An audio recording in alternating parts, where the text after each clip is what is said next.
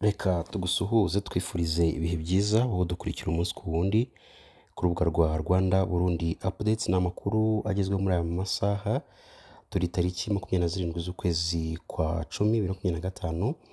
Rero tudagutindiye tugufitiye inkuru ivuga ko ku itariki 26 Ukwakira 2025 mu igororero rya Nyamasheke habaye imyigaragambyo y'itsinda rito ry'abagororwa, aho bivugwa ko habayeho gushyamirana gukomeye hagati y'abagororwa n'abacungagereza. Amakuru atangwa n'abaturage batuye hafi y'igororero bavuga ko ibyo byabaye mu gitondo ubwo umuyobozi w'igororero yari yaje gukora ibarura ry'abagororwa, gusa abandi bakozi ba Rwanda Correction Service cyangwa se RCS ngo bahise batangira gusaka mu buryo butunguranye, bituma abagororwa babifata nko kubariganya maze batangira kwigaragambya. Amakuru yahawe TV1 biciye umunyamakuru wayo witwa Ntakirutimana Alfred, bamubwiye ko abagororwa bigaragambije batera amabuye abacungagereza ndetse umwe mu bacungagereza aranakomereka bikomeye. Mu rwego rwo guhosha izo mvururu, abacungagereza barashe amasasu mu kirere inshuro 11 nk'uko bivugwa n'abaturage bahatuye.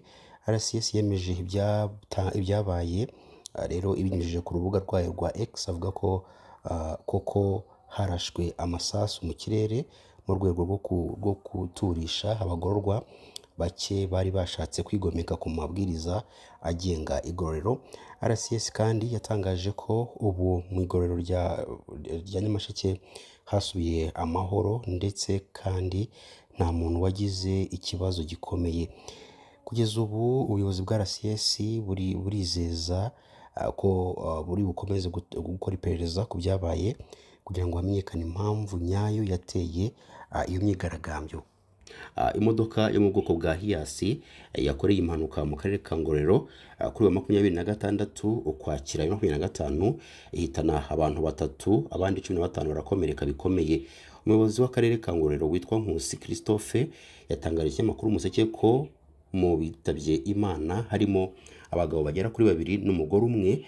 Yavuze ko bavaga mu Byangabo mu karere ka Musanze bagiye gufata irembo mu murenge wa Muhororo. Yavuze ko iyo modoka yananiwe gukata ikorosi riherereye mu kagari ka Gaseke umurenge wa Kabaya igwa munsi y'umuhanda. Ati iyi mpanuka ikimara kuba abagabo 2 bahise bitaba Imana, undi mugore yapfuye ageze mu nzira kuko bari bamujyanye ku bitaro bya CHK, rero yacikanye akiri mu Kabaya.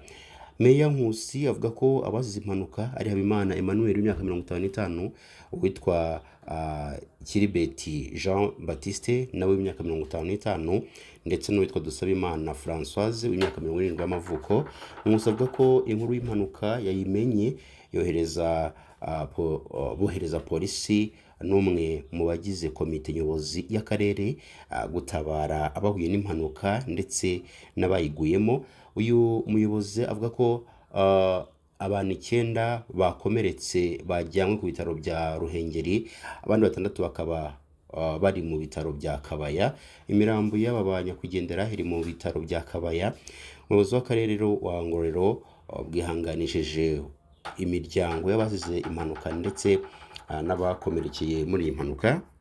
Naho mu Burundi mu ruzi rwa Rusizi rutandukanya Uburundi na Repubulika Demokarasi ya Kongo, mu gihe cy'iminsi 2 gusa hamaze kuboneka imirambo 3 muri zone ya Buganda, komine ya Bukinanyana, intara ya Bujumbura. Abayobozi b'inzego z'ibanze bavuga ko bataramenya umuntu n'umwe mu bahohotewe cyangwa ngo bamenye neza uko bapfuye.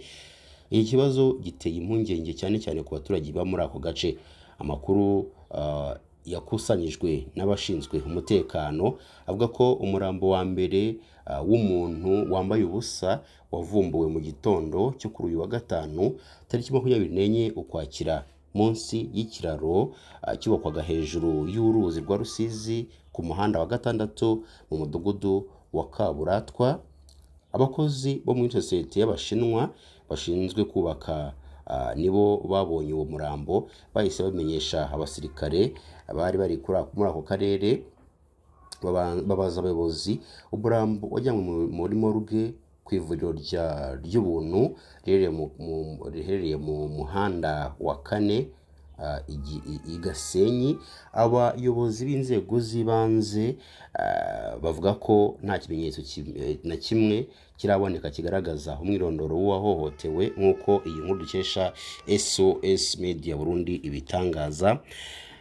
Indi mirambo ibiri yatangiye kwangirika mu murima w'imyumbati bukeye kuwa gatandatu tariki 25 Ukwakira ahagana mu masaha ya 2 z'ijoro. Habonetse indi mibiri ibiri hafi y'umugezi wa Rusizi mu mudugudu wa Gasenyi ukiri muri zone ya Buganda. Iyi mirambo yari iri mu murima w'imyumbati kandi bigaragara ko ihamaze iminsi myinshi kuko yatangiye kwangirika. Abayobozi bahise bategeka ko imirambo ishyingurwa byihuse ku mpamvu z'ubuzima, ariko ngo ntabwo ari ubwa mbere muri ako karere haboneka imirambo hatazwi aho yaturutse. Nk'uko abaturage benshi babitangaza, ngo imirambo ihora irobwa mu ruzi rwa Rusizi cyangwa ukayisanga mu mirima iri hafi y'urwo ruzi, kandi ntihagire iperereza ryimbitse rihakorerwa. Naho muri Goma, Faustin Ngabu wari umushumba wa Diocese Gatolika ya Goma mu burasirazuba bwa Repubulika Demokarasi ya Kongo, wari uri mu kiruhuko cy'izabukuru, yitabye Imana ku myaka 90 y'amavuko. Uyu mushumba wabaye perezida w'inama y'abepiskopi Gatolika bo muri Kongo Kinshasa Senko hagati y'1994 na 2002, yavuyemo umwuka ku cyumweru tariki 23 Ukwakira aguye mu bitaro bya Charité Maternelle by'Igoma yari arwariyemo. Umutwe wa AFC mu 23 ugenzura umujyi wa Goma biciye mu muyobozi wayo, abayobozi babo batandukanye bemeje urupfu rwa Musenyeri Ngabu ndetse wihanganisha umuryango we na kiliziya muri rusange.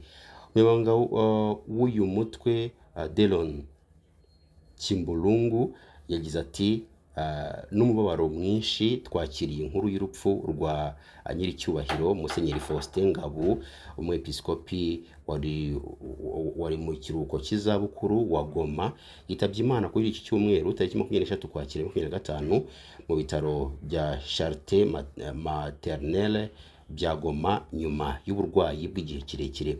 Yonzemo agira ati muri ibi bihe bikomeye by'agahinda, ihuriro AFC 23 rirashaka kugaragaza ubufatanye busesuye mu bwiyunge no mu rukundo, isengesho ry'ukuri no guhumuriza umuryango wa nyiricyubahiro Musenyeri Faustin Ngabu cyo kimwe n'itorero ryose ry'abakristo bo muri Goma. Perezida Felix Antoine Tshisekedi biciye umuvugizi we Tina Salama nawe yatangaje ko yababajwe n'urupfu rw'uriya wihaye Imana. Itangazo yasohoye rivuga ko Perezida wa Repubulika nyakubahwa Felix Antoine Tshisekedi yababajwe cyane no kumenya inkuru y'urupfu rwa Musenyeri Faustin Ngabu, Musenyeri mukuru wacyuye igihe wa Diocese ya Goma witabye Imana tariki 23 Ukwakira 2025. Tshisekedi yagaragaje Ngabu nk'umushumba utaracogoraga guharanira amahoro, ashimangira ko igihugu cyose kimwibuka nk'umwana wacyo w'intangarugero, umugaragu w'Imana n'intumwa y'amahoro. Itangazo rya Salama ryungamo rigira riti mu izina ry'abaturage bose ba Kongo, Perezida wa Repubulika nyakubahwa Felix Antoine Tshisekedi Chilombo yohereje ubutumwa bwo kwifatanya mu kababaro n'umuryango wa Musenyeri Ngabu, umwepiskopi wa Goma, Musenyeri Willy Ngumbi ndetse n'abakristo bose ba Diocese ya Goma, hamwe